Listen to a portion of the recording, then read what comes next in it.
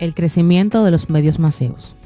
Entre 1950 y 1975, solo una generación, los medios han crecido de manera desbordada. Los libros impresos en un 60%, los periódicos en un 45%, televisores en un 155% y los radios en un 265%. Según el informe McBride, durante estos años la población creció y también un gran número de personas fueron alcanzadas por estos medios. Pero aún así, el aumento de libros, esto ha sido todo gracias al avance de logrados en los campos de alfabetismo y con libros de bajo costo, con las llamadas ediciones de bolsillo. Con todos estos avances, los libros son repartidos de manera desigual. Solamente un 70% de la población en los países en desarrollo producen un 20% de los libros totales. La producción de los libros de texto es muy poca y los libros importados no son adaptados a las culturas nacionales, que se usan aún en algunos sistemas escolares. En estudios realizados, de 131 países, solamente 116 constan de bibliotecas nacionales. Esto quiere decir que hay una necesidad a nivel mundial de grandes bibliotecas con buenos tomos de libros. Agencias noticiosas. El crecimiento de los medios masivos ha estimulado el de las agencias noticiosas, que sirven a los diarios, la radio y la televisión. Más de un centenar de países tienen ahora sus propias agencias noticiosas nacionales, aunque algunas de ellas no son agencias propiamente dichas, ya que se han limitado a recopilar y distribuir información oficial y llevar el registro de las noticias que llegan de fuentes extranjeras. Existen 5 agencias: Agencia France Press, Unit Press International and Associates, Reuters y TASS. Estas tienen instalaciones técnicas de tan alta calidad y pueden utilizar una red de corresponsales tan vasta que literalmente dominan el escenario de las noticias internacionales. Cada una de estas agencias tienen oficinas en más de un centenar de países y emplean a millares de técnicos, editoriales y corresponsales de tiempo parcial. Durante las 24 horas del día, los periódicos, las redes de radio y televisión, suscritas en más de un centenar de países, reciben noticias, fotografía e historias en árabe, inglés, francés, alemán, portugués, ruso y español, entre otros idiomas. Además de las agencias que transmiten estrictamente noticias y fotografía, han surgido varias agencias especializadas. Sus servicios incluyen datos económicos y comerciales, turismo y deporte. Su creciente demanda de material visual ha hecho surgir agencias especializadas en noticias de videocentena o películas para TV. Estas agencias no alcanzaban todavía el tamaño de las agencias tradicionales, pero su efecto potencial sobre intercambio de información es muy grande. Los periódicos. Los periódicos en los últimos 10 años solamente han aumentado un 20%.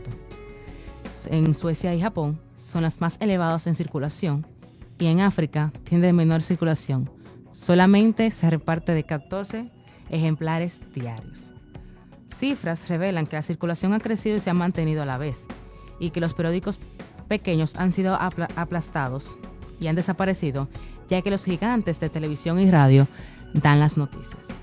La transmisión de noticias en radio y televisión han restado lectores. Esto quiere decir que se ha desarrollado un pensamiento diferente. Así que diarios serios creen que el papel es la provisión del antecedente de noticias. Entre algunos directores podemos encontrar a John Hughes, de Christian Sciences Monitor. Dice que los periódicos tienen una responsabilidad de preparar a sus lectores para el cambio social. Los directores tienen una responsabilidad de producir periódicos que sean más adecuados para la necesidad de la sociedad y que tengan una mayor profundidad. La radio es el medio masivo más ampliamente utilizado. En 1950, cerca de 50 países no tenían instalaciones de radiodifusión, pero esta cifra había reducido a 3 en 1973: Bután, Liechtenstein y San Marino.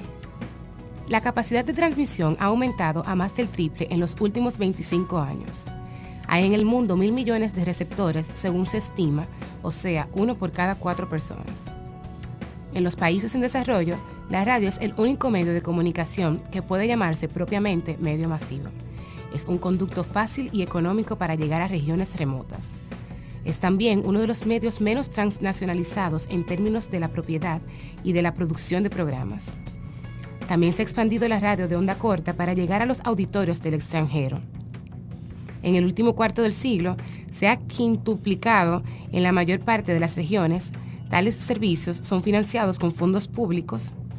Hay varias razones por las que los gobiernos transmiten al extranjero programas de onda corta. La primera es el deseo de mantener contacto con sus propios nacionales que vivan en el extranjero, y la segunda es el deseo de proveer noticias frescas a quienes, en opinión del transmisor, no tienen acceso a los reportajes objetivos. Los países quieren presentar también en relato completo y correcto de sus acontecimientos nacionales y quizá explicar sus políticas y opiniones sobre asuntos internacionales a los habitantes de otros países. Desafortunadamente, algunos programas se han usado para la propaganda descarada o para atacar a otras naciones, lo que plantea problemas relacionados con la interferencia en los asuntos internos de otros países. La URSS y los Estados Unidos tienen los servicios más grandes, estimados en 2010 y 1.813 horas por semana en 1978. La BBC tiene también el gran servicio y estima que llega regularmente a cerca de 75 millones de personas por semana con sus emisiones de enseñanza de idiomas, culturales y de noticias, y en forma irregular a cerca de 130 millones de personas. Hasta ahora no se ha realizado ningún estudio sistemático de las numerosas implicaciones, tanto positivas como negativas, de la radiodifusión internacional. La televisión. Según el informe McBride, el surgimiento de la televisión ha sido el suceso más destacado, y es posible que represente mejor que cualquier otro de los medios masivos los avances realizados en el campo de la comunicación. Francia y el Reino Unido iniciaron por primera vez la transmisión regular en 1936. Después de la Segunda Guerra Mundial, 5 países tenían un servicio de televisión regular. Esta cifra llega ahora a 138. El número de televisores ha llegado ahora a 400 millones, la mitad de los cuales se encuentran en los Estados Unidos, mientras que hay 70 millones en la Unión Soviética, 26 millones en Japón y 17 millones en el Reino Unido. En la mayoría de los países desarrollados, el número de los televisores se aproxima al número de los hogares. En los países todavía en desarrollo, en cambio, solo una pequeña minoría de los hogares puede tener un televisor. En cerca de 40 países, solo 10% de las familias tiene un televisor. Y los programas se ven principalmente en las ciudades. Por comparación con la radio, los programas de televisión resultan costosos, y los países más pobres han considerado que tienen necesidades más urgentes. En consecuencia, los auditorios de televisión de estos países reciben un material importado que puede representar más de la mitad del tiempo de transmisión. En el campo de la televisión, más que en cualquier otro, se ha expresado la preocupación por la dominación cultural. Los países más pobres adoptan la cultura de los más desarrollados. El cine. Contrario a lo que puede parecer, Norteamérica y Europa no son los líderes del cine. Países como India, quien en 1977 encabezaba una lista de mayores productores de películas con 557 filmes por año, Japón, Francia e Italia, junto a otros 11 países asiáticos, son los verdaderos líderes de la pantalla grande. Mientras que 21 países europeos y la URSS producen cerca de 1/3 de las películas y el resto se reparte entre 20 países, incluyendo Estados Unidos, México, Egipto y Brasil. El cine representa un gran beneficio educativo y comercial, con ejemplos como los documentales y los programas educativos.